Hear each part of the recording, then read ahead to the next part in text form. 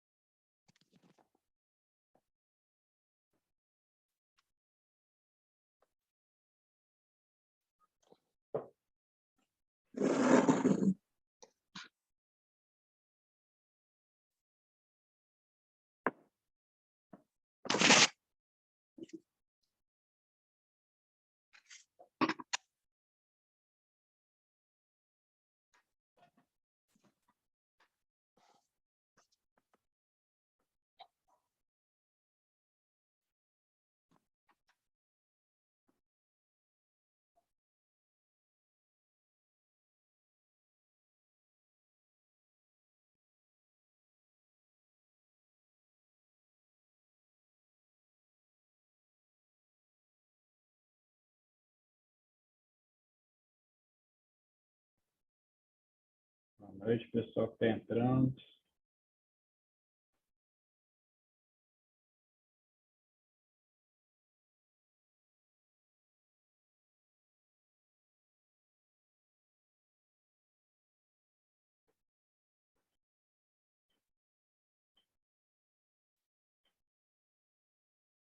Hoje a gente tem a satisfação de ter conosco aqui o professor Miller. Miller é um grande especialista na área tributária, é conselheiro do CAS, professor, mestrando. Finalizou o mestrado ou ainda não, Miller? Eu pretendo.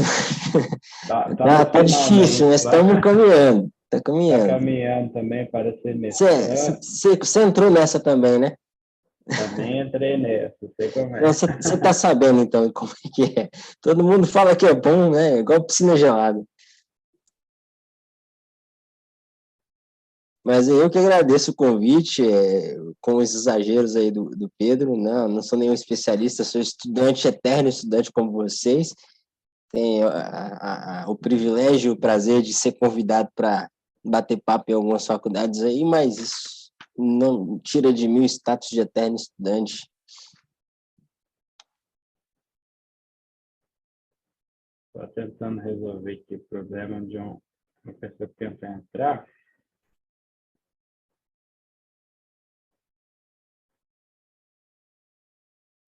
E aí a gente já vai começar, eu vou dar algumas orientações iniciais. A gente teve uma pequena alteração no nosso planejamento de hoje. A gente teria o primeiro tema com o Miller, né, tributação dos incentivos fiscais, e na sequência a gente teria o tema do parcelamento dos débitos do Simples Nacional, HELP, com o nosso associado Gabriel Pinheiro. Só que recebi uma mensagem do pai do Gabriel e, infelizmente, ele teve um problema de saúde e não vai poder participar conosco hoje. Mas, se a gente tiver tempo, gostaria de pautar um segundo tema, e eu faria uma breve apresentação sobre o conceito de serviço na jurisprudência do STF. Como não tive muito tempo para preparar, né, um tema substituto, peguei um tema que eu já havia pesquisado anteriormente. Eu acho que é um tema também polêmico e relevante para a gente botar aí como segundo tema da pauta. Vamos dar início, eu acredito que estamos sendo gravados também.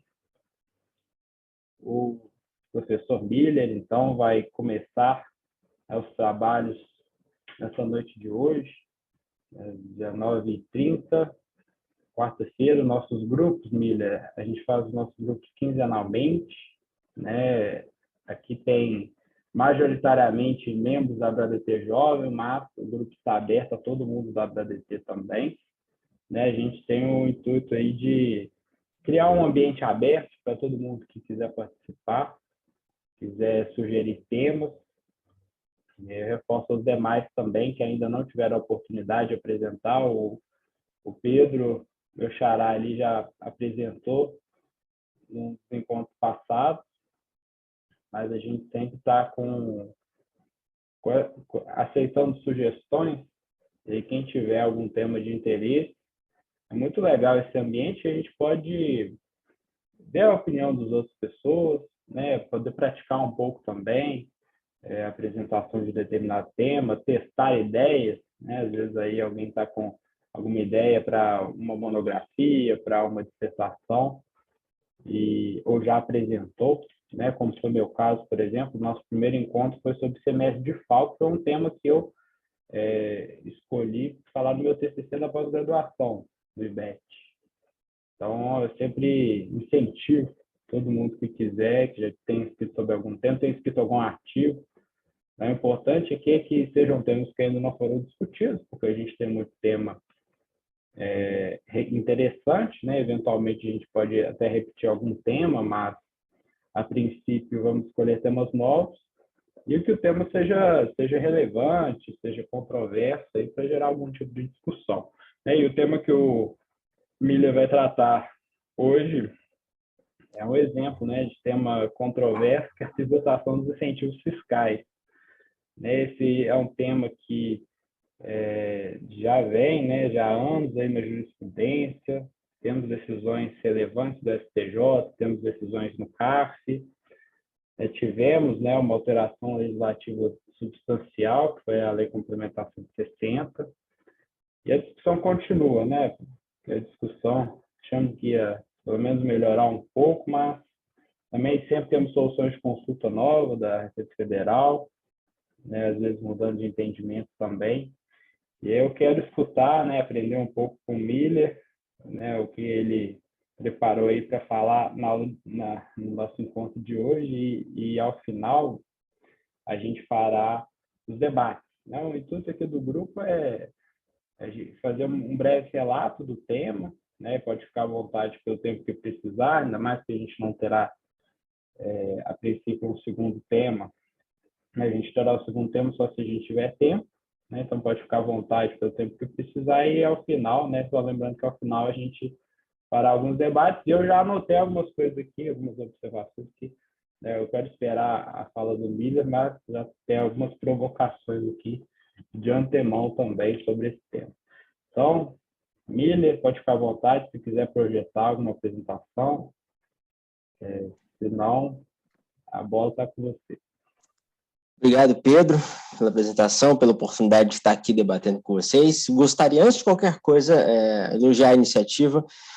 Um grupo de pessoas que se reúne um dia útil, né, que poderia estar em lazer, descansando, mas se reúne para discutir, estudar direito tributário. Isso é um ponto muito importante. Eu acredito que esse é um diferencial na carreira, porque você sai um pouco daquele ambiente meramente e exclusivamente profissional, né, da advocacia. Eu não sei exatamente qual a função que cada um de vocês exerce, mas a gente passa por uma análise mais acadêmica, que é importante, como o Pedro mencionou, ele está no mestrado aí, eu também entrei, né, nesse caminho acadêmico.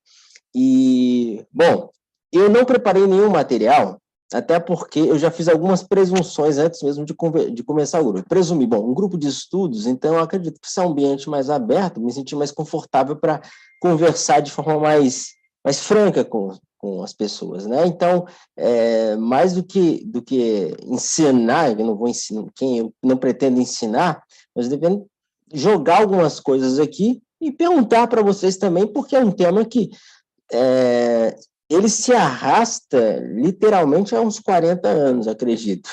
E ele não tem, é tão velho que sempre é novo. E já se tentou solucionar. Eu poderia dizer que há pelo menos uma dúzia de soluções de consultas da Receita Federal. Tem até uma muito recente, eu não sei se eu tive a oportunidade de passar para vocês, porque, assim, semana muito corrida, mas tem uma agora de final de março de 2022. Se alguém quiser abrir para acompanhar, pessoal, é a COSIT 15, 29 de março de 2022.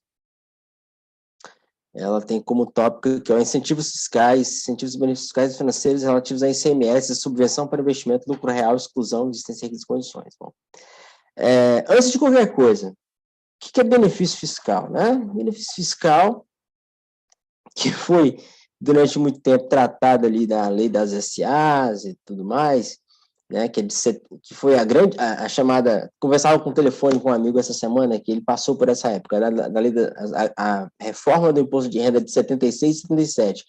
A lei das SAs é de 76, o decreto 1598 é de 77. Então, foi uma mudança muito grande. Então, de lá até aqui, o tratamento da apuração de imposto de renda foi evoluindo. Isso culminou essencialmente com a grande reforma em 2014 com a Lei 2973, que foi com a exclusão do RTT e trazendo a nova, o imposto de renda com apuração ajustada aos padrões da IFRS, né? Que já tinha sido inserido por 2 leis no Brasil, que alterou a Lei das SAs, que é a 6.404, e por conta disso, a gente tem uns critérios diferentes de operação de lucro real. Então, por que isso é importante? Porque o conceito de lucro, por natureza, já é um conceito muito delicado, difícil de ser definido. Aquisição da disponibilidade jurídica e econômica da renda, né? Então, o que entra nessa base de cálculo, o que não entra? E nós tínhamos ali, por exemplo, as subvenções, elas podem ser para um custeio, pode ser uma subvenção para algum investimento, para fomentar uma determinada atividade, seja para redução de custos de produto, ou seja, por meio de uma isenção, um ente federativo que tem a competência tributária sobre determinado tributo, ele desonera determinado tributo para um incentivo da redução de preço por várias razões, você tem de prever isso, situações locais e tudo mais, e até mesmo a disponibilização de recursos de forma condicionada, como, por exemplo, financiamento estatal para determinada atividade. A grande questão é, se eu tenho uma redução de custos, né? Ou seja, por meio de uma intervenção estatal, ou seja, o tributo meu devido de um valor tal passou para tal, menor. Se eu tive um acréscimo, um valor que foi injetado na empresa, qual o tratamento tributário que a gente deve dar a isso? Né? Aí a contabilidade, antes do IFRS, ela tratava isso de forma muito pragmática, acho que o CPC 00, para quem está habituado, e a gente vai falar um pouco de contabilidade, pessoal, porque esse tema, infelizmente, não tem como a gente não fugir da contabilidade com esse tema, tá? Aí é bom para que você já até, o grupo de estudos, se tiver alguém de contabilidade com formação em contábeis, auxiliar aí, que eu não sou lá grande conhecedor, mas eu sei que o CPC 00, como é um CPC estrutural, ele faz uma definição muito simples de que é ativo e passivo. Ele coloca o seguinte, ativo e passivo, mas como você tem uma balança ali, né? Você tem determinados valores recebíveis e a receber, com ativo, e seu ativo imobilizado, intangível ou diferido, como dizem, e o passivo é a sua dívida, né? Então, por exemplo, se eu tenho tributos, ele está na minha conta de passivo. E se eu tenho essa dívida tributária, ela está na conta de passivo. Se eu tenho uma redução da minha conta de passivo, sem uma contrapartida no ativo, ou seja, não saiu nada do ativo, o que aconteceu? Houve uma mutação, não foi? Uma mutação patrimonial aí. Pelo CPC 00, isso teria um efeito de receita. Porque, olha, se o meu patrimônio é X, que eu pego o positivo, subtraio o negativo. Se eu subtrair menos, o resultado vai ficar maior. Então, só que esse CPC estrutural, isso aí é para fins de balanço. E a IFRS veio alterar a nossa contabilidade para os padrões internacionais para entender a contabilidade como resultado. Então, houve já autuações da Receita Federal nesse sentido. Então, por exemplo, olha, você teve um benefício fiscal, reduziu o seu passivo por incentivo fiscal, qual deles seja, isenção de tributo, remissão de multa por aderir a parcelamento, uma subvenção para custeio ou para investimento.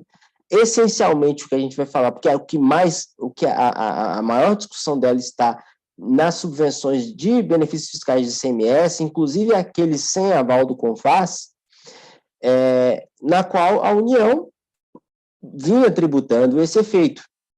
E aí começou essa discussão. Acredito que lá por volta de 76, que foi quando a nova lei das SAs, né? A nova lei das SAs, que já nem é tão nova assim, 76, gente. Então, dali veio soluções de consulta. Eu não vou entrar num histórico inteiro aqui, porque é muita coisa. Eu vou falar das discussões mais recentes, porque é até o tema que está no painel, né? Discussões atuais. O IFRS foi no Brasil acho que em 2007 e 2009, a alteração das normas contábeis, a forma de registro, que alterou a lei das SAs. Eu não sei se... acho que eu deixei algumas leis abertas aqui. Tenho aqui isso. Sobre demonstrações de lucro e tal, artigo 1984, 195A. O artigo 195A, se alguém tiver como abrir aí para ler comigo, eu não vou compartilhar a tela não, viu, pessoal? Porque eu acho que fica mais prático assim. Eu vou fazendo a leitura e vocês vão comentando aqui comigo.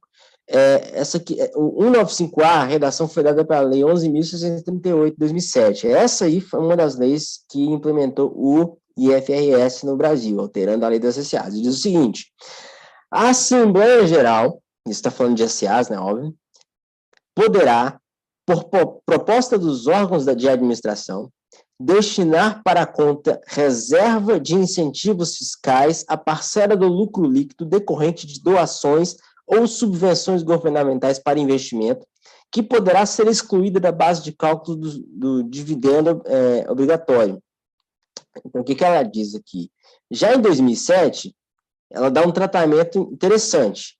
A Assembleia pode, se ali os membros assim decidirem, transferir aquele valor de subvenção que pode ser, que ele colocou, neste caso específico, que é interessante, porque ele destinar para a reserva de incentivos fiscais para o lucro recorrente de doações ou subvenções governamentais para investimento. Então, ele tira daí as subvenções de custeio, as isenções de tributo e tudo mais. Aí começou o seguinte, olha, se for subvenção de investimento, eu posso transferir para a conta de reserva e, por isso, eu vou excluir do lucro líquido. Brevemente, alguém tem alguma... Podem ficar bem tranquilos, porque contabilidade é um negócio meio chato. Sobre a questão dessas contas, o que seria conta de reserva para fins de apuração de lucro, se alguém quer que eu fale rapidamente sobre isso?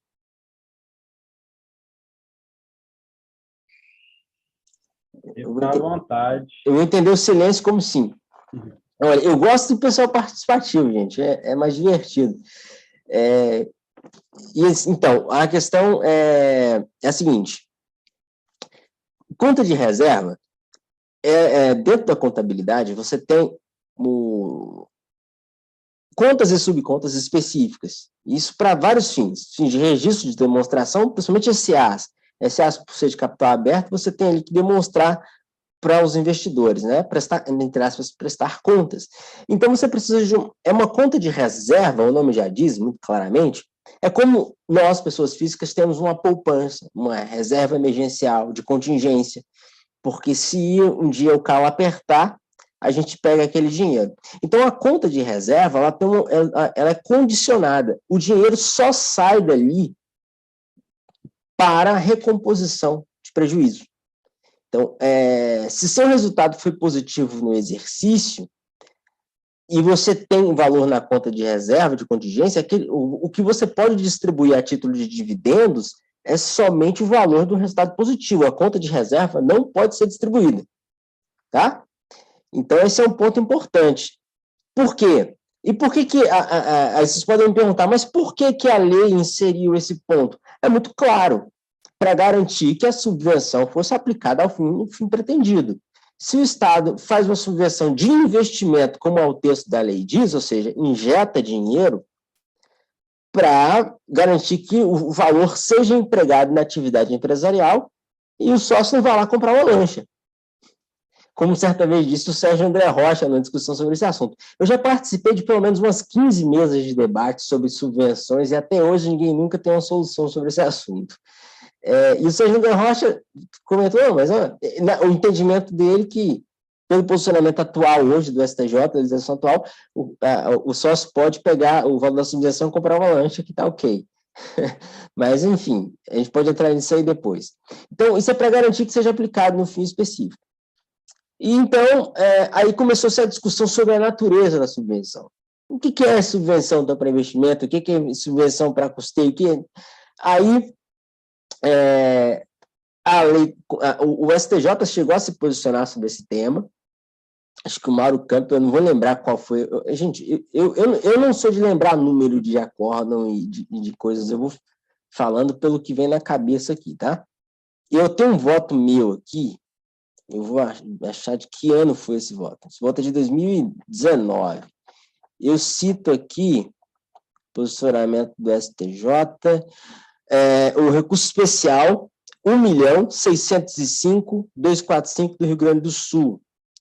E relatoria do Mauro Campbell, e ele diz o seguinte, que se tornou irrelevante a discussão a respeito do enquadramento do incentivo para custeio, subvenção para investimento ou recomposição de custos para fins de determinar essa exclusão, já que o referido benefício foi excluído do próprio conceito de receita bruta operacional. Essa é uma discussão que veio aí do Mauro Campbell, depois da Lei 12.973 de 2014. Por quê? Por que 12.973 de 2014? Ela fez a reforma do imposto de renda, no artigo 12, ela foi muito importante para PIS e COFINS, especialmente, porque ela define no artigo 12 o que é receita, que também é outra confusão. Porque, veja, eu estou falando aqui de subvenção, por favor, me interrompam se minha linha de raciocínio não estiver coerente, tá? Porque o tributário, ele vai se unindo e uma ponta vai puxando a outra, sabe? E você não consegue segregar um assunto só sem entrar em outros. Então, se a gente está falando de subvenção, exclusão da base de cálculo do lucro, a gente tem que falar de conceito de receita ao mesmo tempo, então tem toda uma confusão que vem arrastando-se há muito tempo. Então, essa lei 12.973, ela não só trouxe uma solução para imposto de renda, para subvenção, mas também para PIS/COFINS, que é o conceito de receita. Ela definiu no artigo 12 lá as modalidades. A receita operacional é essencialmente pela prestação de serviço, venda de mercadoria ou encontro de reserva de terceiro, que seria a receita financeira. Ou qualquer outra receita fruto da atividade empresarial. Então, o Mauro Campbell, eu vou aqui assumir que esse recurso aqui que eu citei para vocês, ele é após a lei 12.973 de 2014. Então, ainda assim, ainda havia uma discussão sobre esse assunto, né? Aí veio a lei complementar 160, que aí vamos entrar no ponto que é o principal do assunto. Ela veio para, como colocar em termos populares, colocar uma pá de cal no assunto. E ela diz o seguinte: todas as subvenções são consideradas para investimento. São subvenções de investimento. Não tem mais diferença. É incentivo fiscal? É subvenção para custeio? É isenção de tributo? Vai ter o tratamento tributário fiscal de natureza jurídica como subvenção para investimento. Por quê? Porque enquadra perfeitamente no 195A, que era a mens legis, ou seja, a vontade do legislador foi o seguinte: olha, eu não quero tributar subvenção. E o pessoal a Receita começou a discutir, não, a lei só falou de investimento. A lei de complementação do legislador falou, não, eu quis dizer tudo, agora eu conserto, por meio de uma lei complementar, que altera, inclusive, essa lei de complementação 160, além de fazer isso, ela altera a 12.973 no artigo 30, e fala, olha, todas são para investimento, mas eu coloco aqui para vocês no artigo 30 algumas condições. Ou seja, vai ser excluída da base de cálculo desde que cumpridas essas condições. E as condições não são muitas outras diferentes daquelas que já estavam no artigo 95, que é reserva em conta, só que a diferença é o seguinte, vou tentar ler aqui para vocês, se eu estou com 12.973 aberto aqui, tá aqui. Artigo 30 do 12.973. Pessoal, eu peço uma gentileza, se alguém estiver falando no chat, eu estou com duas telas aqui, eu não consigo ver o chat, se alguém puder Eu estou mandando no chat só as leis que você está Ah, vendo. tá. Só para Se facilitar for pergunta, pode eu falar. faço, Pode deixar. falar aqui que eu vou ajustando. Mas vamos lá. Artigo 30, ele diz, as subvenções para investimento, inclusive mediante... Olha só, a redação, como ela é interessante. A redação do artigo 30 dos 973. As subvenções para investimento, já chamando por investimento, inclusive mediante isenção ou redução de impostos, então já está falando, olha, subvenção para investimento parece que é um gênero do qual a isenção de imposto é espécie. Não é essa então, isso foi uma lei que teve um caráter, na minha opinião, interpretativo. Até porque nós vamos ver um pouquinho mais adiante a parte interessante que ela trata. Inclusive mediante isenção de redução de impostos, concedidas como estímulo à implantação ou expansão de empreendimentos econômicos, e as doações feitas pelo poder público não serão computadas na determinação do lucro real, agora, vírgula, condição, ação subordinada, esqueci o nome, gente, conclusiva, não, ação subordinada aqui, condicionada, isso mesmo, ação subordinada condicionada, desde que sejam registradas em reserva de lucro, a que se refere o artigo 195A. Então, ela fez referência assim, olha, eu estou interpretando o 195A da Lei das SAs. Vocês ficaram com essa mesma impressão também? Porque o 195A da Lei das SAs, ela fala, a Assembleia Geral poderá propor destinar a reserva de incentivos fiscais, lucro líquido decorrente das subvenções governamentais, que poderá ser excluída da base de cálculo. Só que ela fala só reserva de incentivos fiscais, né? E fala de subvenção governamental para investimento. Aí veio a 12973, no artigo 30, ela ampliou o conceito de subvenção para investimento, incluindo as isenção de tributos, redução de impostos, estímulo à implantação, doações e tal, desde que seja registrada na forma que está o 954, então numa conta de reserva de contingência. Então, ou seja, esse valor, se foi uma redução de tributo, se foi um investimento, se foi um crédito de ICMS, uma remissão, um incentivo fiscal, mas isso não foi registrado contabilmente em contingência, ou seja, numa conta de reserva, aí você está automaticamente desobedecendo o que a lei mandou, desde o 195A lá, em 76, até aqui na 297 de 2014. Aí ela diz o seguinte, e essa conta de reserva, desde que seja registrada em reserva, a que se refere ao 95, que somente poderá ser utilizada para... Aí ela coloca aqui algumas condições bem específicas, que não podem ser descumpridas.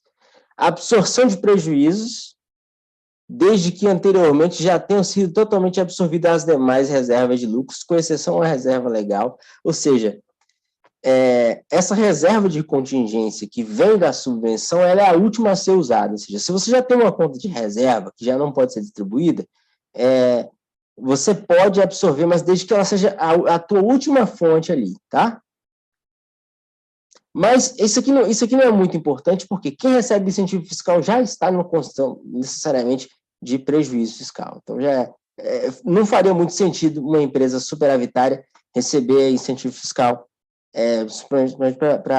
para incentivo ou investimento.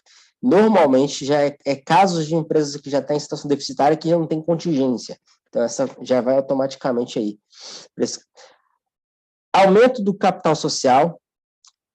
Eu pensei muito sobre falar sobre isso aqui, mas eu falo, olha, isso aqui é uma discussão ainda muito, muito, muito maior, que aumento de capital social, que seria, por exemplo, vai para a conta de reserva de contingência, você pode emitir novos títulos. Eu falo, você vai dar tanta confusão que eu vou falar primeiro, tentar explicar esses outros conceitos, e, se possível, a gente pode marcar uma segunda reunião para discutir isso aqui, sobre aumento de capital, porque aumento de capital pode ser considerado também planejamento tributário, tem uma série de outras questões, e tem várias decisões do CARF sobre esse sentido. Aí ele diz aqui, parágrafo 1º, na hipótese do inciso 1, ou seja, para absorção de prejuízos, né, a pessoa jurídica deverá recompor a reserva à medida que forem apurados lucros nos períodos subsequentes. Então, o que ele diz? Olha, Você tirou ali da subvenção, repõe ali para... Mas na medida que você começar a ter lucro, se o resultado operacional for positivo, você tem que recompor aquele valor. Ou seja, a garantia de que a subvenção está sendo aplicada especificamente para operacionalizar a empresa, ou seja, impedir distribuição de dividendo. É essencialmente isso. Se eu pudesse resumir o que essa lei quer dizer, os incentivos fiscais dados por meio de redução de tributo ou por qualquer tipo de subvenção não podem ser distribuídos aos sócios, porque é para pessoa jurídica. Porque quando é distribuído por dividendo, não tem nem discussão, não se tributa.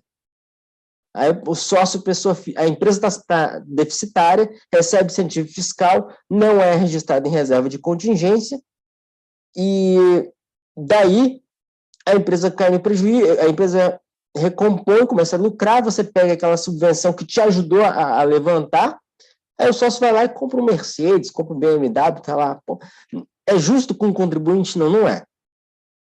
Então, pela adequada destinação da subvenção. O segundo ponto as doações e subvenções de que trata o CAPT serão tributadas caso não seja observado o disposto no parágrafo 1º, ou seja, se você não cumprir esses requisitos, elas serão tributadas. E aqui tem a situação, aqui, por exemplo, ou seja, dada a destinação diversa de que está previsto no CAPT, inclusive nas hipóteses de, e aqui taxativamente algumas hipóteses, que é a primeira delas, capitalização do valor. Capitalização seria o quê, pessoal? Capitalizar você poderia utilizar esse tipo como um empréstimo de investimento em uma conta bancária ou títulos de valores imobiliários, enfim, investir no mercado financeiro, você não pode capitalizar aquilo, né? Capitalização do valor e posterior restituição de capital aos sócios, tá vendo? Sempre com essa ressalva de sócios, né? Ou ao titular, mediante redução de capital social, hipótese em que a base para a incidência será o valor restituído, limitado ao valor total das exclusões decorrentes de doações e subvenções governamentais para investimento. Ou seja, esse texto todo aqui é para dizer o seguinte: você não pode tirar esse valor, aplicar em um fundo, fazer que aquilo ali tenha um rendimento, você recompõe aquilo e o lucro ali você aproveita dele. Não. 2, restituição do capital sócio ou ao titular mediante redução do capital social, ou seja, redução do capital social é o seguinte: então, se a empresa está em prejuízo, eu reduzo o capital social da empresa, ela deixa de estar deficitária, então eu posso usar a reserva de contingência como se fosse lucro operacional. Não, você não pode fazer isso. Restituição de capital sócio ao titular, mediante redução de capital, nos 5 anos anteriores à data da doação da subvenção, tem esse requisito também de 5 anos. Com posterior capitalização do valor da doação, sim, e integração à base de cálculos dos dividendos obrigatórios, que também todos, na minha opinião, todos os 3 incisos do parágrafo 2º mantêm a mesma premissa, de que garantia de que aquele valor será aplicado para uma empresa que precisa de um incentivo. Então, o Estado está atuando como operador econômico. A intervenção do Estado na economia, elas são muito restritas pela própria Constituição. E quando ela tem uma atuação no mercado privado, ela não pode colocar uma empresa em condição de melhor do que outra, por meio de uma atuação estatal. Que uma empresa ela venha a ter lucro por conta de uma atuação estatal que não possa ser extensível aos outros. Então, ela limita bastante o uso dessas. Então, o papel aqui é mais uma função social da subvenção. Então, em tese, as outras coisas que estão aqui nos capítulos, nos parágrafos do 3º, né, e no 4º e 5º, dizem respeito essencialmente a requisitos que a subvenção deve cumprir para ela não ser incluída na base de cálculo do lucro, para fins de tributação. Pedro, tem quanto tempo mesmo? Pode ficar à vontade. Então tá joia. Então vamos lá. Então vejam só. Então, a Lei Complementar 160, no caso, ela alterou a 12973, como eu já contextualizei para vocês, que foi uma lei que alterou o imposto de renda, veio para ajustar o imposto de renda a normas de contabilidade internacional, que é a IFRS, ajustou para colocar essa pá de cal. Falou, ó, é assim que funciona, subvenções são todas consideradas para investimentos, de acordo com o artigo 195A da 6.404, todas são para investimento, não são tributadas no imposto de renda, não são considerados lucros do exercício, se cumpridos os requisitos. Se você descumprir, tal. Mas aí, a Receita Federal tem, né, aquele órgão, a administração tributária, né, que é COSIT, ela sempre manifesta essas, você pode, por meio de uma consulta motivada, ou às vezes por um pronunciamento para uma solução de uma divergência de entendimento, ela faz a interpretação dela da lei. Eu diria que deve ter pelo menos uma dúzia ou mais de interpretações desse dispositivo, da Lei Complementar 160, que é de 2017, pessoal. Tem 5 anos. Isso era para colocar uma pá de cal no negócio, tem 5 anos e a gente ainda tem discussão sobre isso. Então, a sanção de consulta, as mais recentes que eu tenho aqui, deixa eu ver. Olha, a 145 de 2020, a 108 de 2021, a 201 de 2021, e como falei, essa última recente aqui, 29 de março de 2022. Eu coloquei essas aqui apenas a fins exemplificativos, mas tem muitas outras. Qual foi o grande problema dessas? Vamos lá, vou citar aqui, por exemplo. A 145, ela diz o seguinte, a emenda: incentivos fiscais, incentivos e benefícios fiscais ou financiamentos financeiros fiscais relativos ao ICMS. Ela está falando especificamente do ICMS, essa subvenção, essa questão de consulta. Subvenção para investimento, requisitos e condições. A partir da Lei Complementar 160, os incentivos e os benefícios fiscais ou financeiros fiscais relativos ao ICMS concedidos por Estados e Distrito Federal e considerados subvenções para investimento por força do parágrafo 4º do artigo 30 do 993, poderão deixar de ser computados na determinação do lucro real, desde que observados os requisitos e as condições impostas pelo artigo 30 dos 973, dentre os quais a necessidade de que tenham sido concedidos como estímulo à implantação ou expansão de empreendimento econômico. Muitas pessoas começaram a questionar de que a Receita Federal estava ampliando as condições que não estavam na lei. E aqui eu estou lendo só a emenda, né? O texto isso foi um motivo para a lavratura de diversos autos de infração, dizendo, olha, tá ok, está na reserva de capital, mas você não me fez uma prova aqui de que foi usado. Olha, a lei, ela fez, como eu mostrei para vocês, que deixou, parece que ficou confuso no 195A da 6.404, o que seria a diferença de subvenção para investimento, para custeio, e ela diz depois, olha, toda subvenção é para investimento, todo incentivo fiscal vai ser considerado investimento e não vai ser tributado desde que colocado na conta de reserva. E as condições dessa conta de reserva têm que seguir determinados parâmetros. Por exemplo, se eu tiver lucro, eu tenho que recompor esse valor, essa conta será a última a ser usada, mas quando ela pede outros requisitos, como que tenha implantação ou expansão de empreendimentos econômicos, né? Aí algumas pessoas começaram a questionar se não seriam requisitos extra, né? Porque dependendo da situação da qual a empresa ela está financeiramente, ela já está deficitária, a subvenção para o investimento ela não vai ser possível com a expansão. Ela vai simplesmente, ela está evitando a falência da empresa.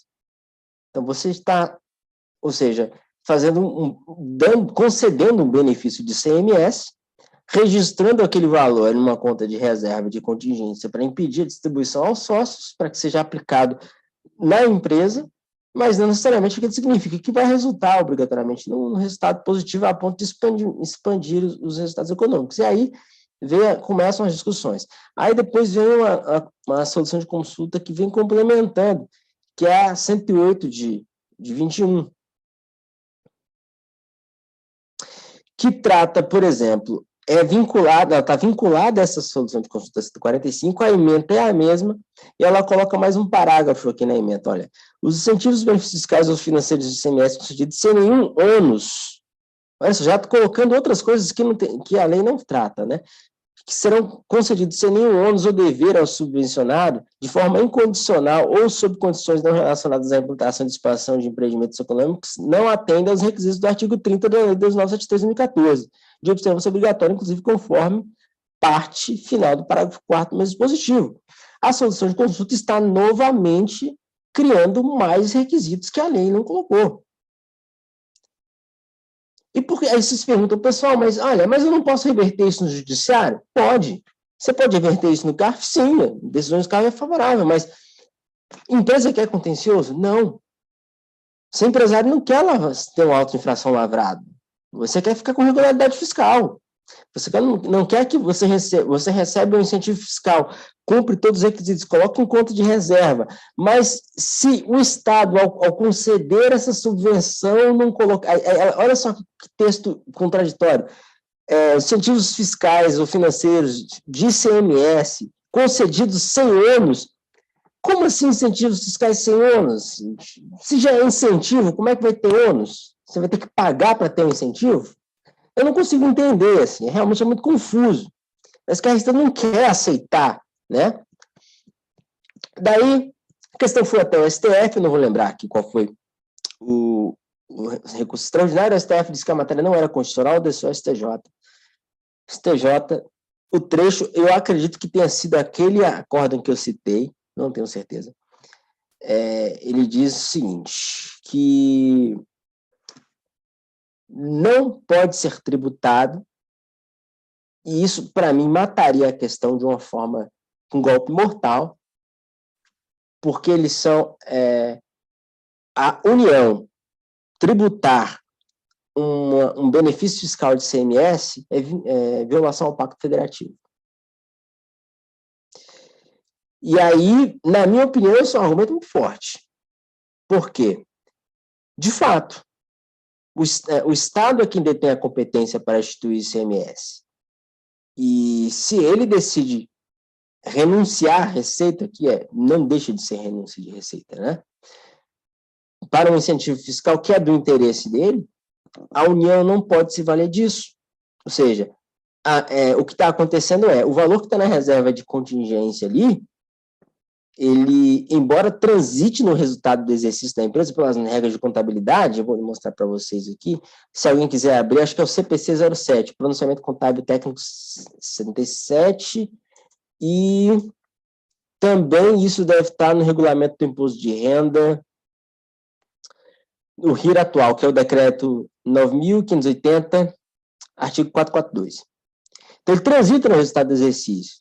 Então, veja, tanto o pronunciamento contábil 07 quanto o artigo 442 do RIR, ele está falando de uma questão contábil. E a contabilidade, embora seja um instrumento informativo para o direito tributário, ela não necessariamente ela vincula o tributário. Está falando de uma questão de demonstração de resultado. Por quê? Está falando de empresa de capital aberto. Então, é preciso que isso transite pelo resultado por uma questão de transparência.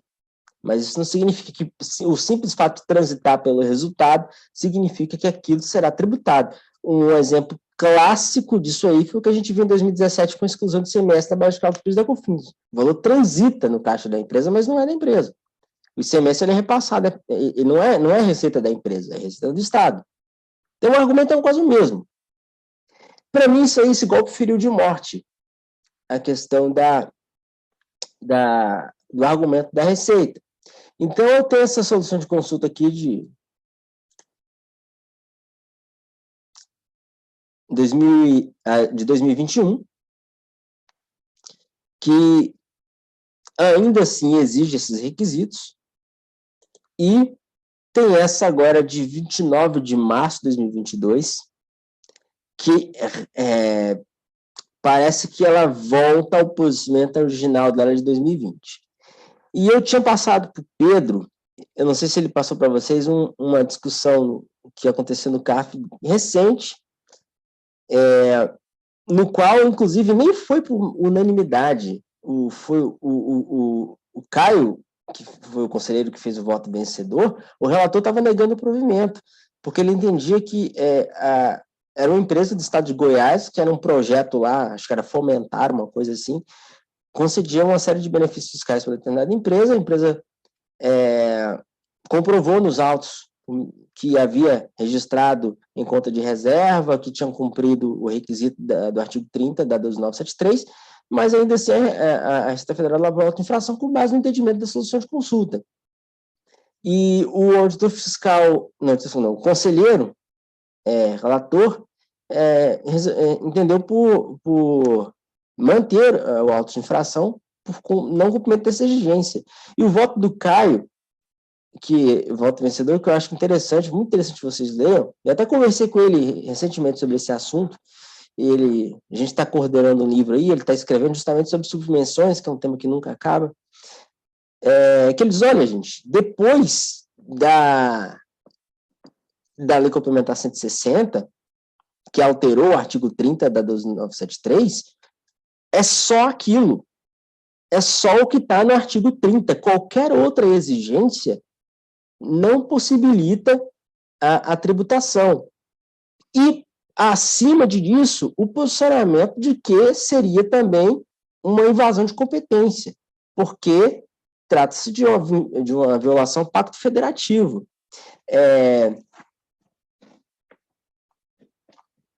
Eu entendi aqui, eu já relatei esse caso numa situação de PIS e COFINS, que para mim é curioso, porque eu já fui, já voltei, já mudei de entendimento várias vezes sobre esse assunto. Porque quando se a gente voltar aqui no artigo 195A da 6.404, o que ele fala especificamente? A Assembleia Geral poderá, proposta pelos órgãos de administração, destinar a reserva para incentivos fiscais a passada do lucro líquido decorrente de doações ou subvenções governamentais para investimentos, que poderá ser excluída da base de cálculo dos dividendos obrigatórios, né? Vejam só, deixa eu me ver outra coisa.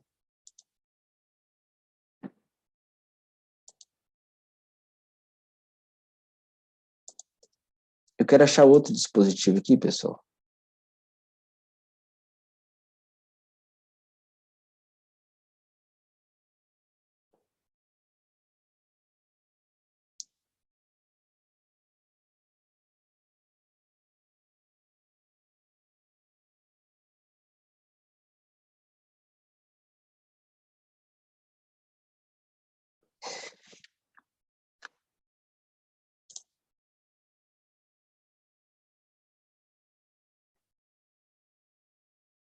Então, o pessoal tá tranquilo aqui? Então, vamos lá. Então, recapitulando, o ponto que eu ia entrar aqui agora, porque eu comecei a falar de PiscoFins, que já é uma outra coisa, e eu não quero aprofundar muito nisso, eu vou focar mais na questão do imposto de renda.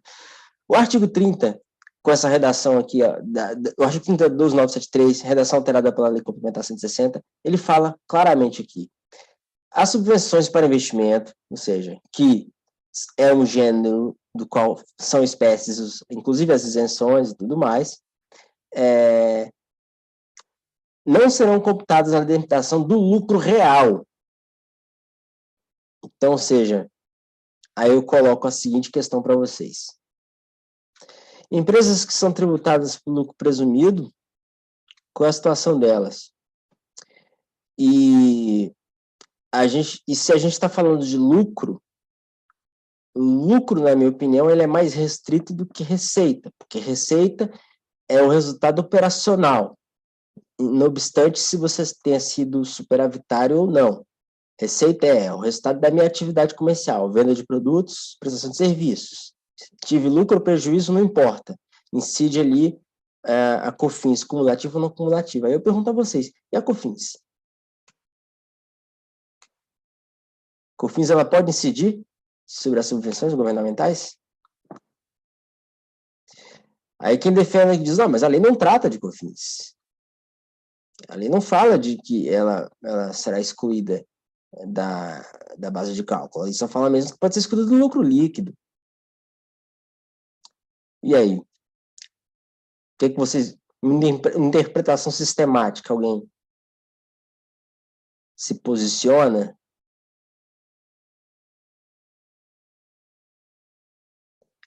Porque, pessoal, essa é uma matéria que ainda não tá definida, em tese. Eu relatei isso há pouco tempo, em 2019, o meu posicionamento mudou um pouco, mas já me posicionei sobre isso. Mas eu entendi o seguinte, eu vou falar para vocês, o argumento é um argumento que fere de morte para mim a tentativa de tributação dos incentivos fiscais, que é a violação do Pacto Federativo. Então, o Pacto Federativo ele é maior do que a lei.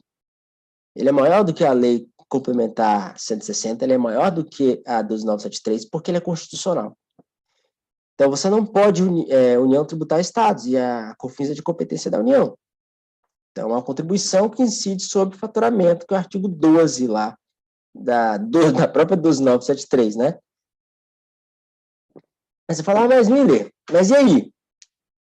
Como eu vou colocar receita em conta de reserva de contingência? Eu falei, bom, se o legislador optou por não tratar de condições para a COFINS, para mim ela está excluída incondicionalmente. Esse é o meu posicionamento. Sim, meu entendimento sobre o tratamento da COFINS para fins de incentivos fiscais é de que elas são excluídas incondicionalmente. Para lucro, ela tem que obedecer os requisitos do artigo 30. Alguém acha que não, porque eu posso estar equivocado, mas se alguém quiser argumentar, o Pedro também, eu estou sentindo que ele está coçando para falar ali. Vamos começar um pouquinho, comentar essa história, né? Eu estava até voltando aqui na lei do PIS/COFINS não cumulativo, tem uma previsão expressa que fala que na integralidade de cálculo do PIS e depois na outra lei do COFINS, as receitas de subvenção para investimento. É o artigo 1º, inciso 10. Parágrafo 3º, 10, isso. E está assim, inclusive mediante isenção e redução de impostos, ser redundante, né, concedidas como estímulo à implantação e expansão de empreendimentos econômicos e de doações feitas pelo poder público. Sim, e está aparecendo a mesma redação do caput. Quem deu redação a esse inciso aí? A lei 12973 também. A 12973? Foi a lei que a mesma lei que tem o artigo 30, que trata o imposto de renda. Então, na minha opinião, o legislador ele teve a oportunidade de versar sobre a PIS/COFINS, sobre esse assunto. Então, tá aqui, ó. Não integram as subvenções, inclusive mediante isenção e redução de imposto, concedidas com estímulo à implantação e exportação de empreendimentos econômicos de doações feitas pelo poder público. Aí, tem um posicionamento do Caio, que eu acho interessante. Que ele diz que numa posição kelseniana, isso eu conversei com ele, quando ele saiu esse voto, eu chamei ele para conversar, ele disse melhor, é o seguinte, entre 12973 e 160, quem alterou quem? 160 alterou a 12973. Então, ele falou, esquece a lei complementar, esquece a 12973 com relação à questão desses condicionamentos para PIS e COFINS. Porque teria que constar na 160 por uma questão de, segundo ele colocou, é o posicionamento dele, de hierarquia kelseniana, que a lei complementar estaria acima da lei ordinária. Alguém discorda? Essa discussão é boa. Se a lei complementar ela é hierarquicamente superior. Algumas matérias constitucionalmente... A matéria não é constitucionalmente atribuída à lei complementar, né? A lei reserva algumas questões à lei complementar, mas em questão de hierarquia constitucional, a Constituição é hierarquicamente superior à lei complementar e ordinária, mas a ordinária e complementar, elas têm quórums diferentes de aprovação, mas e aí? Mas independente disso, você visualiza uma contradição entre a lei complementar 160 e a 12973?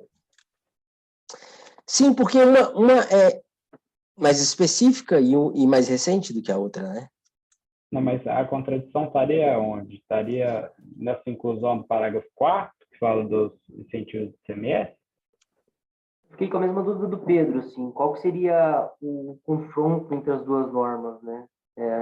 Tem a previsão ali do PiscoFins, eu entendo que a regra do IR não confronta de alguma forma ali, né? Porque o inciso 10 todas as hipóteses de isenção da base de cálculo de PIS da COFINS estão no artigo 1º. Então, aqui acho que o parágrafo 3º, inciso 10. Na 10.637 e 10.833 é replicada, é exatamente igual. Não cumulativo, no caso, né? Então, de subvenções para investimento, inclusive mediante isenção ou redução de impostos, concedidas como estímulo à implantação ou expansão de empreendimentos econômicos e de doações feitas pelo poder público. Então, me parece que, olha só, aqui ela está diferente do que diz a lei das SAs. Porque ela diz, concedidas como estímulo à implantação. Veja, quando a gente volta no 2973, no 30, ela diz, subvenções para investimento, olha só. Isso quer dizer que os requisitos para a exclusão da base do IRCF, do lucro real, não se aplicariam ao PiscoFins. Seria a absorção de prejuízo. Porque, não, veja só, não é justamente isso. A questão que eu estou querendo colocar é porque o ponto é um pouco mais, talvez eu não tenha sido muito claro. Qual foi a primeira premissa que a gente tentou estabelecer quando a gente tratava de subvenções? Todas elas têm a mesma natureza, né? E as soluções de consulta tentaram diferenciar uma da outra, mas falaram, olha, subvenção para investimento é a mesma coisa. E aí, a lei complementar que fez isso foi a 160 de 2017. A lei 12.973, que é de 2014, que é uma conversão de medida provisória, ela distingue o que é justamente o incentivo fiscal de ICMS de outros tipos de subvenção. Mas a 160 veio e depois falou, não, é tudo a mesma coisa. Entendeu? Então, eu entendo aqui que quando a 12.973, no artigo 30, quando ela coloca aqui no parágrafo 4º, olha só, os incentivos e os benefícios fiscais ou não financeiros relativos ao imposto previsto no inciso 2, caput do artigo 155 da Constituição, ou seja, ICMS, concedidos pelos Estados Federal, são considerados subvenções para investimento vedada a exigência de outros requisitos ou condições não previstos neste artigo. Aí, na PIS e COFINS,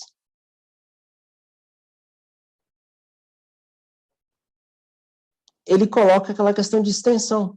Veja só. Essa redação foi dada pela Lei Complementar 60 de 2017.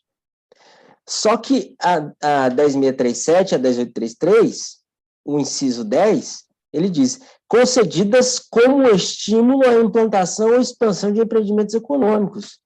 Não parece um requisito que... Eu acho que eu entendi seu ponto, Milha. Se você me permite, eu queria tecer também algumas considerações como eu enxergo esses dispositivos. Vai lá, manda aí. Brevemente. Manda aí. Eu vejo, né, o caput do artigo 30, né, que fala de subvenções para investimento, como uma possibilidade. Né? Ele fala assim, as subvenções para investimento, e aí a gente teria esse requisito, que seria como estímulo à implantação e expansão de empreendimentos econômicos e doações feitas pelo poder público. Ou seja, essas serão características para se enquadrar como subvenção para investimento. Isso caput. Então, uma primeira possibilidade, né, de exclusão da base do IRCS, que também vai se aplicar ao PiscoFins, seria isso, subvenção para investimento, mas desde que é concedido como incentivo à implantação e expansão de empreendimentos econômicos. Eu vejo uma segunda possibilidade, que é os benefícios fiscais do ICMS.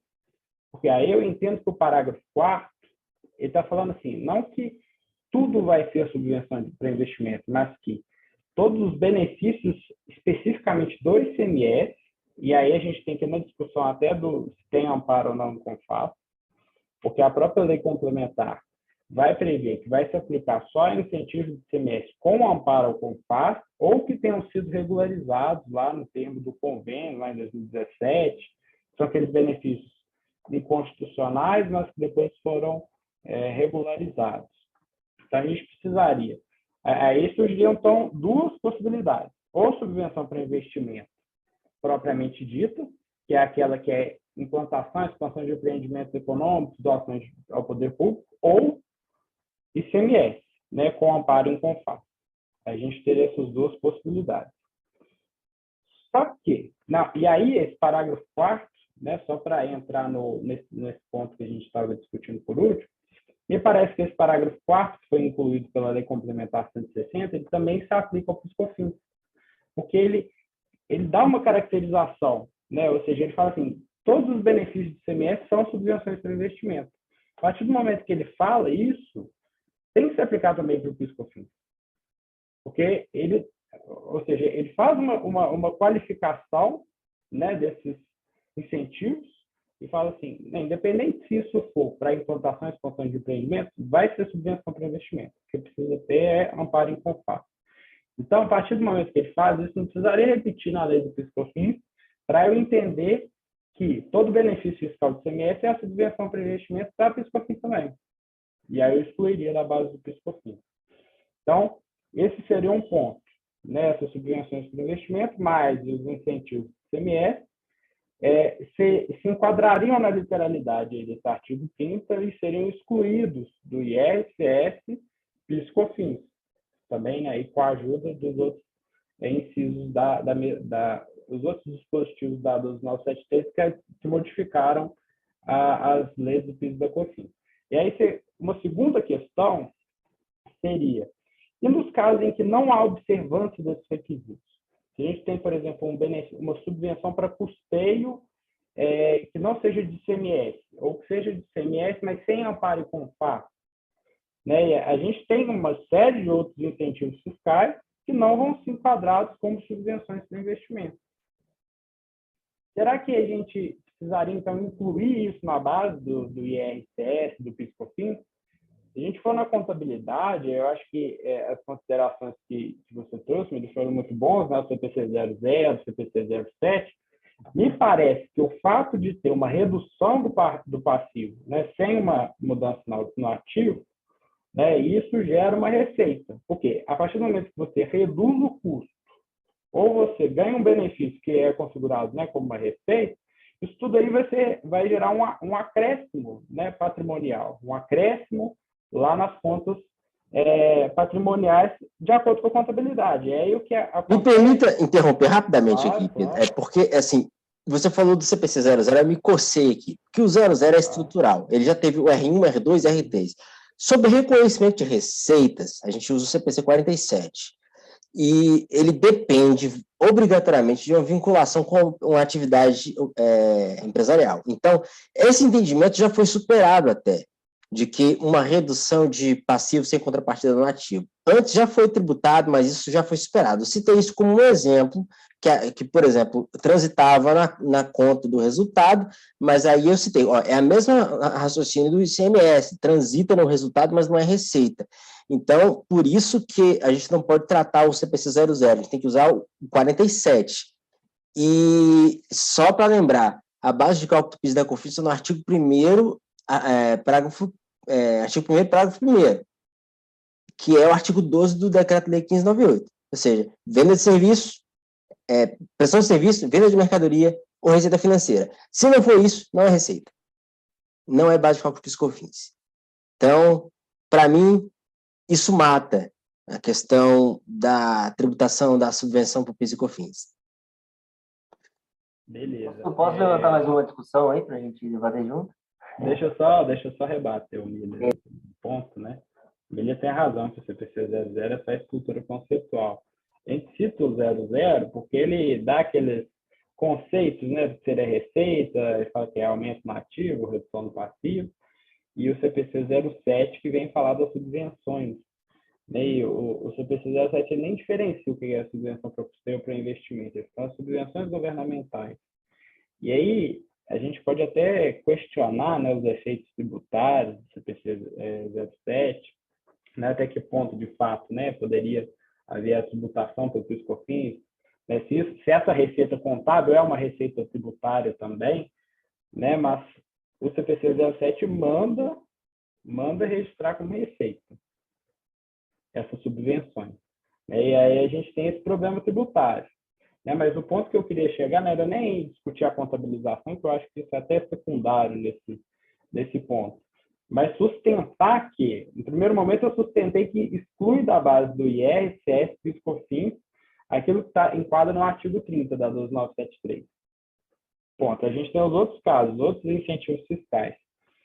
Será que esses outros incentivos que são concedidos por outros entes, aí que não a União, mas por estados e por municípios, mas que não se enquadram no artigo 30, devem ser incluídos na base de cálculo do IR, PIS e COFINS?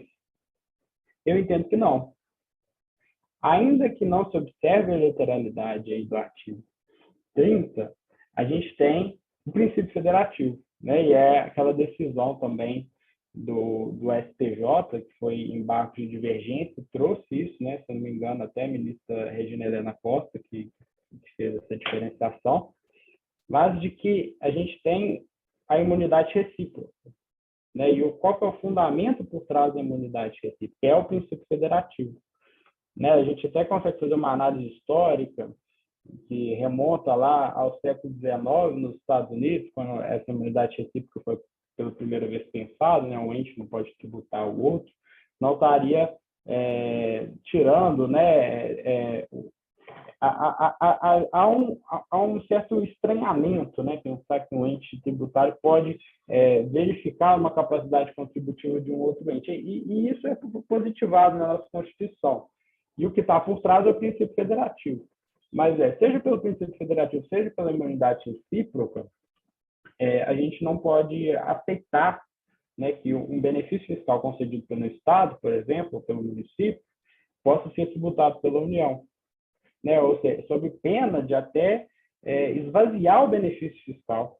Né? Se a gente pensa assim, o Estado está concedido esse benefício, mas a União vai lá e vai tributar 35% desse benefício fiscal, mas não um recurso que está saindo do Estado, né? Ou saindo ou deixando de entrar, né? Mas para incentivar aquele determinado contribuinte. Então, a gente consegue defender, né, que não há tributação de IR, PIS, COFINS, ainda que não se enquadre no artigo 30. E isso que eu acho que é interessante da discussão, que a gente tem essas duas visões, né, da discussão, da gente ver o que se enquadra na literalidade, mas a gente tem esse argumento constitucional também. Pedro, queria falar?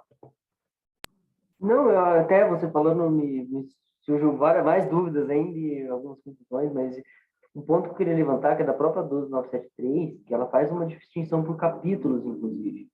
Quando ela trata do artigo 30, ela está, ao meu ver, restrita ao imposto de renda. Ela faz essa diferenciação. Então, por isso que ela teve a oportunidade, caso ela tivesse a intenção de fazer essas regulamentações do PIS/COFINS, essa própria legislação poderia ser de forma mais genérica e aplicada também na parte inferior da legislação que trata do PIS/COFINS em específico. De fato, o parágrafo 4 não se aplica ao PIS/COFINS. Se você olhar o parágrafo 4º, ele está dentro do primeiro capítulo da lei. O primeiro capítulo da lei, ela fala exclusivamente para imposto de renda e contribuição sobre o lucro. Você vê, ele lá embaixo, ele trata exclusivamente sobre o PIS/COFINS, então em momentos diferentes. Eu acho que aí já existe uma diferenciação que deveria ser observada. O legislador fez essa distinção, ele diferenciou por capítulos, inclusive. Apesar da lei como um todo tratar dos 4 tributos, ele fez uma diferenciação. No primeiro capítulo, no qual está o artigo 30, ele está restrito ao imposto de renda e ao ACSLL.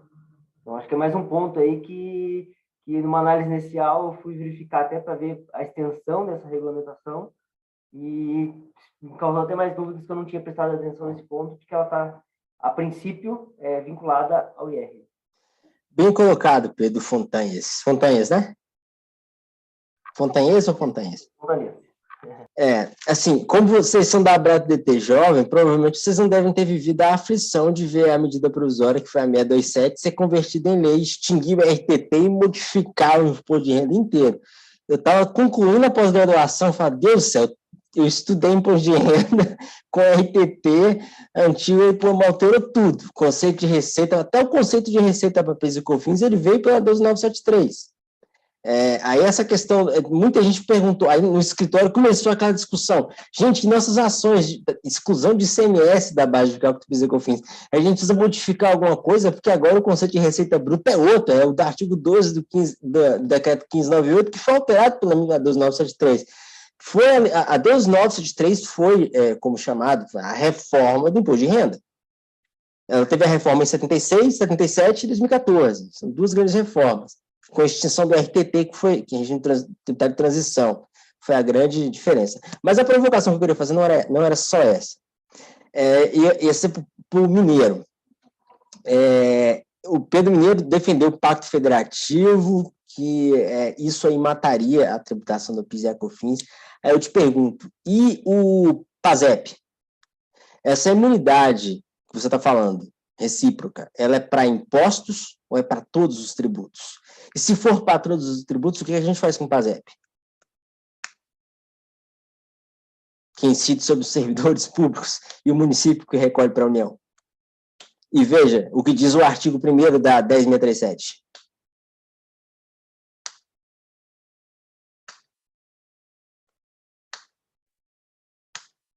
Bem, não sei responder essa pergunta, não.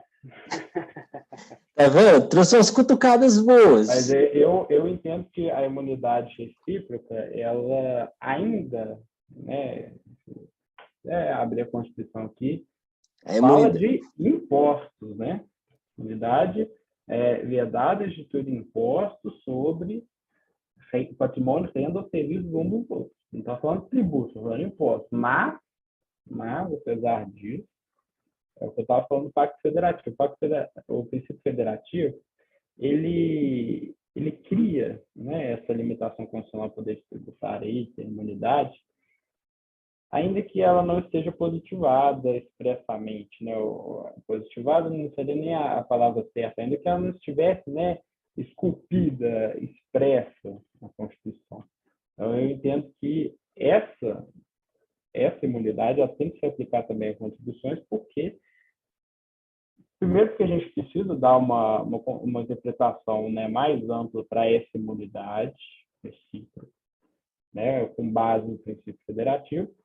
E o princípio federativo ele vai servir também como fundamento ou limite, né, também a qualquer tributo. A gente precisa fazer também alguns testes, né? Será que PIS/COFINS é uma contribuição, é um imposto, né? Aí a gente volta naquelas discussões de teoria tripartite, teoria quintripartite, né? Que é uma contribuição, uma cara de imposto, né? O fato gerador é um imposto. Que tem uma afetação da receita, mas e aí, né?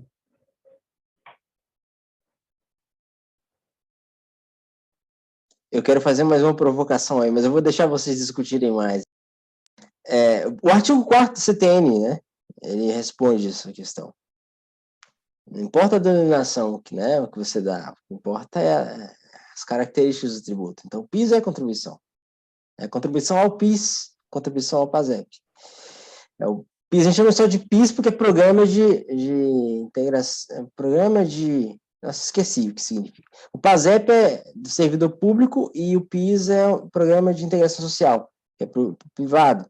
Mas são contribuições. A fonte de custeio é essa contribuição ao PIS. Alíquotas, tratamento, regime de anterioridade, tratado pelo direito tributário, tanto que a gente chama de PIS/COFINS. Sempre todo mundo fala PIS/COFINS, porque a dupla cuja lei é idêntica uma à outra. Só queria saber assim, quais eram os seus pensamentos sobre o PASEP, porque a gente nunca fala de PASEP, né? E o PASEP está na 10637. E como o Pedro levantou a questão de que não vai tributar PIS e COFINS por conta da imunidade recíproca aí eu queria saber os pensamentos dele sobre o PASEP. e se essa imunidade ela é para tributos ou só para impostos.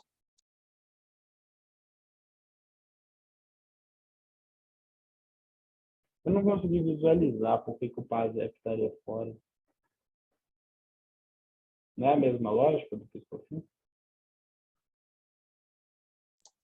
Estaria fora como, assim, Pedro, da Do meu imunidade? raciocínio, né? Por que não poderia se aplicar também a imunidade recíproca para o PASEP?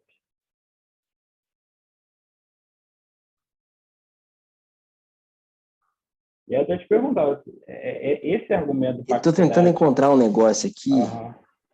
Esse argumento do Mas Pacto pode falar. Federativo e da imunidade recíproca, você acha que não se aplica ao PIS/COFINS? Afinal das contas, você concordou? Na minha opinião? Concordou comigo ou na relação a essa segunda tese? Por outros fundamentos. Vou encontrar ele aqui, só um minuto.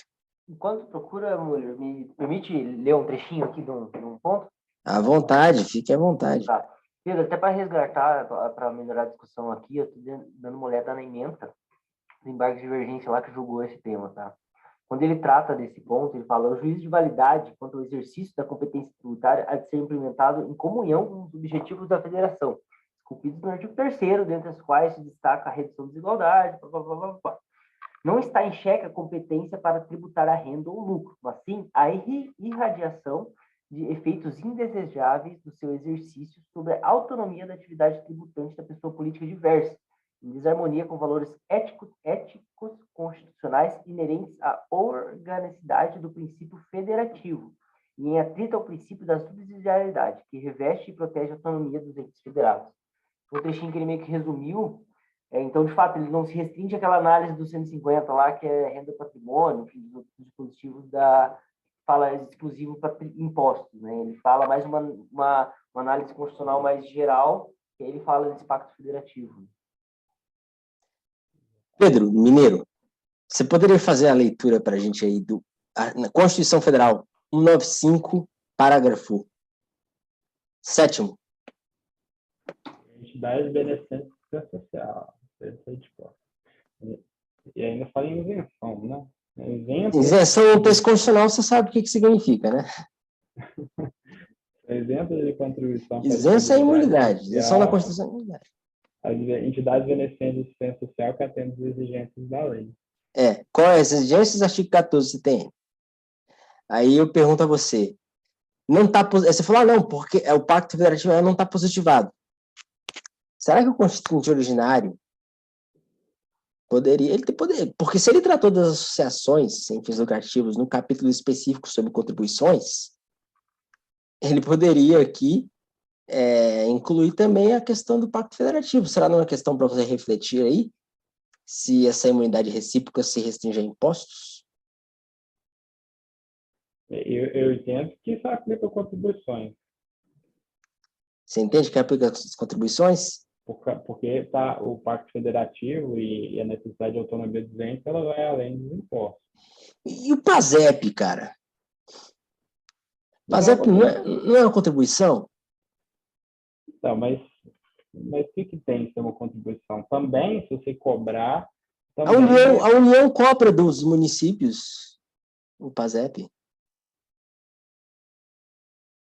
Você diz por que dos servidores, não aplicaria isso em outras situações? Então não poderia existir PASEP. Agora eu entendi sua dúvida. Não poderia existir PASEP. Isso é uma outra tese. Eu estou te perguntando, se você defende que é isso, então a gente tem que acabar com o PASEP.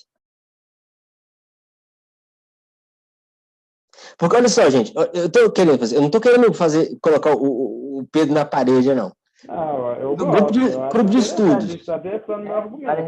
Grupo de estudos reflexão. Se eu sair daqui e eu conseguir deixar vocês com pelo menos uma dúvida, eu já saio feliz.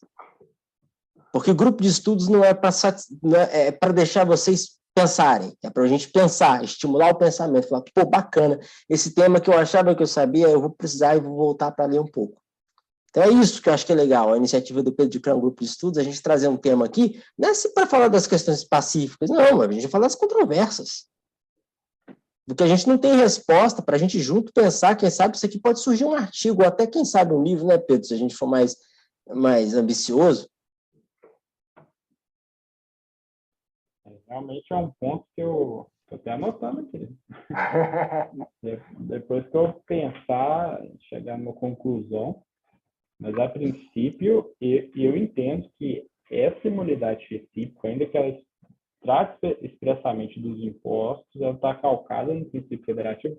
E aí, se a gente for na história, né, nos Estados Unidos a gente tem um sistema diferente do nosso, de common law, mas lá eles aplicaram a imunidade recíproca ainda que não tivesse na Constituição. Olha que interessante, né? Eles têm lá o princípio federativo na Constituição, dos princípios fundamentais da Constituição enxuta norte-americana, e eles aplicaram, né, mais de 100 anos atrás, a imunidade recíproca com base no princípio federativo. E aí a gente tem o texto, né, a imunidade recíproca na nossa Constituição, que fala só de impostos. Né? Ainda que tenha essa discussão, né, se contribuição é imposto ou não, né, como bem o Miller destacou, está em outra seção da Constituição, né, está no 195. E eu, Pedro, entendo que contribuição é diferente de imposto. Né? Então, a minha premissa de aplicar o princípio federativo às contribuições está ainda aceitando contribuição diferente de imposto. Eu acho que o critério da destinação, da aceitação, ele é um critério constitucionalmente relevante. Mas, mesmo assim, eu ainda entendo que o princípio federativo está por trás, né, fundamenta aí uma imunidade também para contribuições. Pergunta, né, que o Miller fez, será que isso vale para tudo?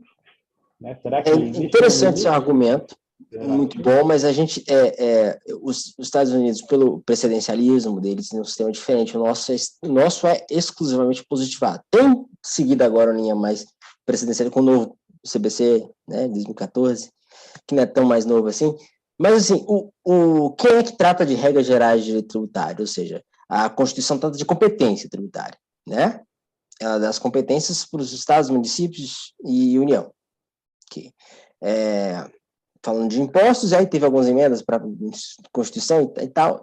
Agora, por exemplo, taxas e outras coisas, aí você percebe, talvez que pode, talvez, não ser assim, exatamente a mesma coisa, o mesmo tratamento de impostos. Aí eu pego aqui o artigo 9º do CTN, e eu vou lá e leio, ó. É vedado à União, aos estados, aos federais e aos municípios, inciso 1, instituir ou majorar tributos sem lei que estabeleça. Então, veja, ele fala de tributo, então está bem claro. Instituir ou majorar tributos sem lei que estabeleça, ressalvando quanto à majoração disposta no artigo 21 e 26. Agora, no inciso 2, cobrar imposto sobre o patrimônio e a renda com base em lei posterior à data inicial do exercício financeiro que o corresponda.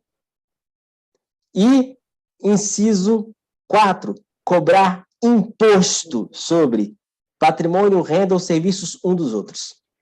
Eu acho que essa sua observação é muito interessante, porque eu olho para a Constituição e vejo assim, a Constituição ela copiou muitas coisas que estavam na Constituição anterior e que estavam no CTN, na elaboração do Sistema Tributário Nacional. Às vezes, sem estabelecer uma devida adaptação. É igual aquela questão da isenção, né, que na verdade é imunidade. A Constituição também copia essas imunidades, mas o CTN não diferencia imposto e contribuição social. Para o CTN, contribuição social é imposto. Aí é lá no artigo 4º, né? O que importa é o fato gerador. Sim. E aí, se ela não diferencia imposto de contribuição, será que no inciso 4 não estaria querendo falar imposto mais contribuição? Não, aí no caso porque o CTN seria em tese, pela sua ideia trazida, que é importante, né? Ele foi recepcionado pela Constituição de 67 e pela de 88, né? Porque ele é de 64. Então, você tem aqui no CTN uma teoria tripartite: impostos, taxas e contribuições de melhoria. Então, a gente tem aqui situação, pelo menos, taxa e contribuição de melhoria está autorizado pelo CTN, parece, né?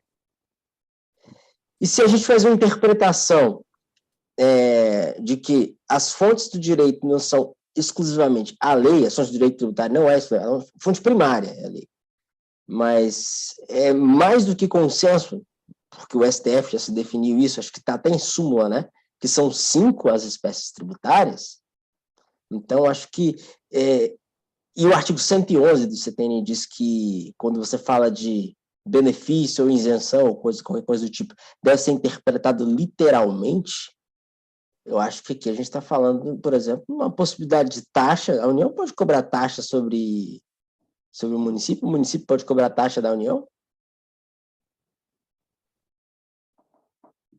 Eu só queria, licença aqui, boa noite a todos, porque foi muito levantado a questão da imunidade recíproca com base no Pacto Federativo.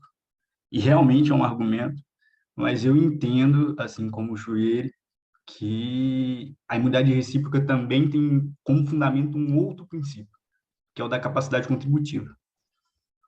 Tanto as contribuições sociais quanto os impostos têm como hipótese de incidência sempre uma manifestação de riqueza. Então, se formos tributar, se a União for tributar uma manifestação de riqueza de um outro ente, tanto Estado quanto município, na verdade não tem uma capacidade contributiva sendo manifestada, porque tudo que o Estado e o município arrecada vai ser aplicado nos gastos gerais da coletividade. Então, não tem sentido. Ou seja, a função pública não é uma manifestação de capacidade contributiva. Eu acho que Exatamente. tem toda a razão. Okay. Quais são as materialidades da taxa? A taxa tem que ser uma atividade estatal, né? Exercício de polícia, serviço público específico e divisível, não é uma manifestação de riqueza.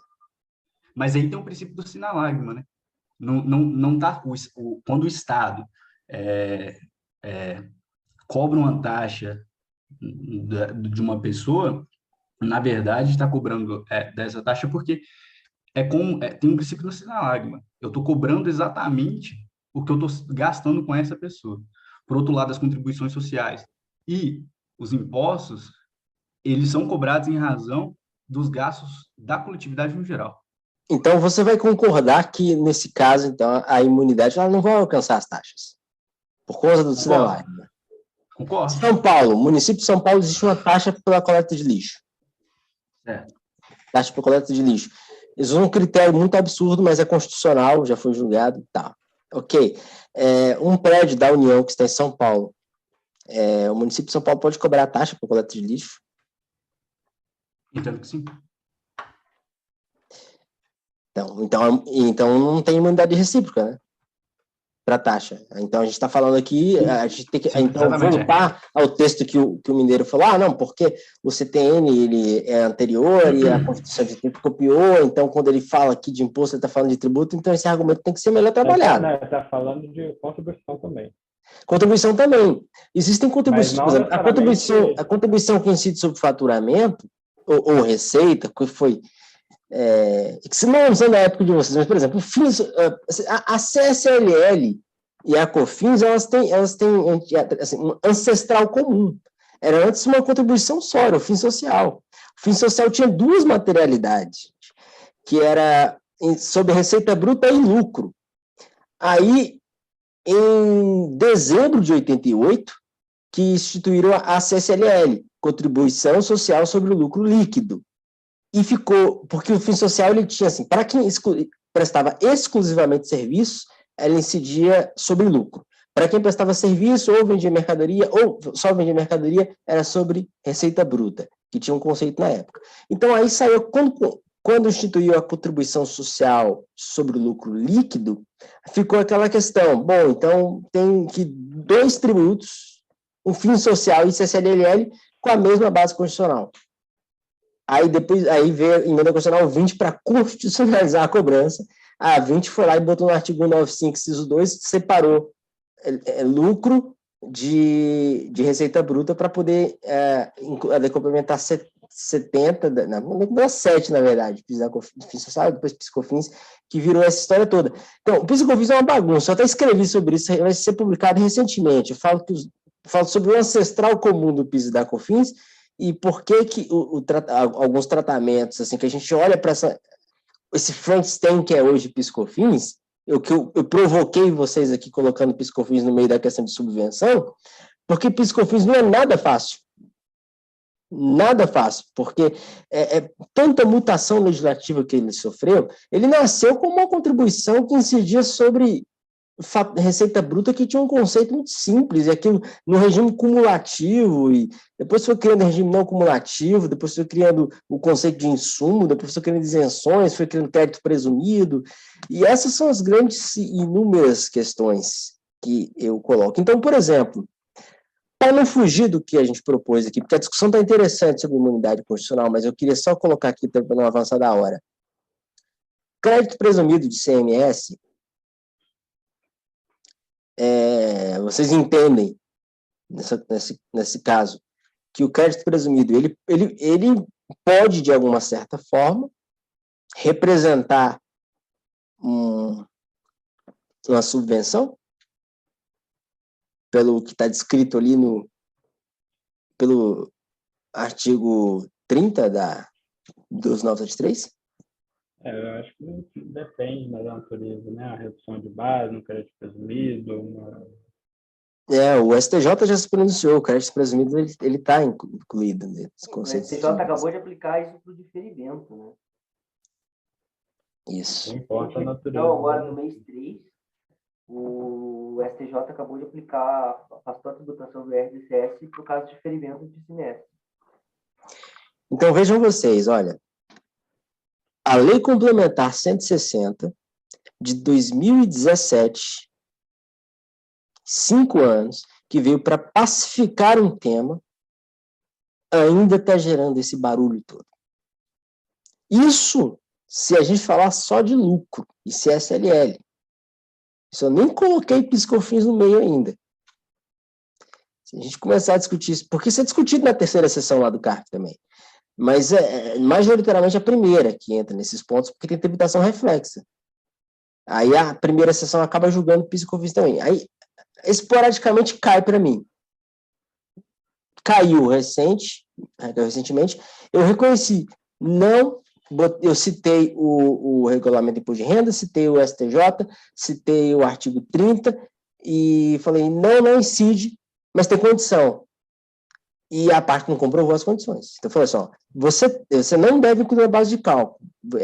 A PIS/COFINS não seria, essa subvenção não seria tributada, era uma subvenção de ICMS, um incentivo fiscal. E eu falei, só que você não comprovou. Que você cumpriu, que o requisito básico que era esquecer conta de reserva. Você não trouxe nem o cuidado de trazer sua contabilidade. E, por isso, eu mantive. Mas no texto eu reconheço que, naquele entendimento que eu tinha, naquele momento ali, naquela leitura, naquele momento específico, eu entendia dessa forma.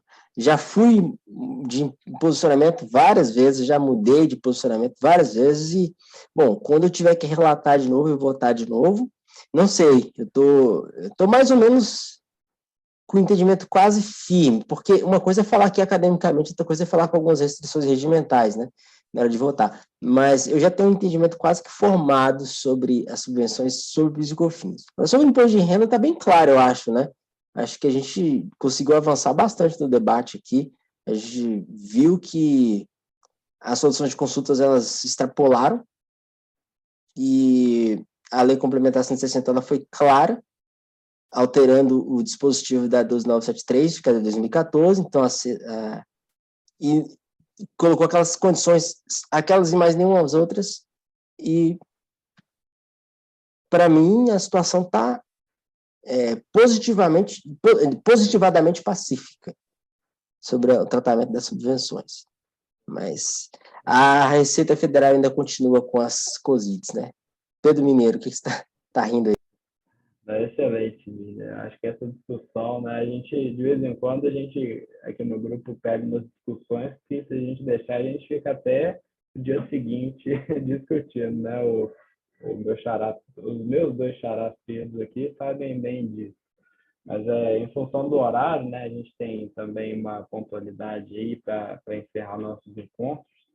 Né? A gente já chegou na nossa hora, mas queria agradecer bastante né, a sua participação conosco, Miriam. Acho que trouxe um tema aí, né, mas que acabou se desdobrando em várias questões muito interessantes, né, e eu acho que o nosso objetivo hoje foi cumprido, né, e foi tão interessante, a gente nem teve tempo de trazer o nosso segundo tema, que tinha pensado para o encontro de hoje, mas que a gente deixa aí para uma próxima oportunidade. Então, gostaria de agradecê-lo, né? As portas do grupo estão sempre abertas quando quiser participar, seja como ouvinte ou como relator, né? O Miller também é associado à Brasil, então conto com a sua ajuda para poder difundir o grupo, né? Divulgar aí, mandar para alunos, mandar para o pessoal que tem interesse, né? E conto aí com a sua presença em breve, no futuro, quando você puder.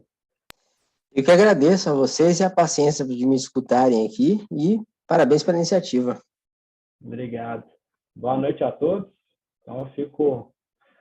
Os próximos encontros a gente dá notícia lá no grupo, a gente tem o grupo AbraDT Conecta, a gente sempre está mandando novidades e atualizações também no nosso grupo de estudos, né? Em breve a gente divulga os temas do próximo encontro. Um abraço, pessoal. Boa noite. Falou. Boa noite a todos, pessoal. Obrigado, Pedro. Abraço, Pedro.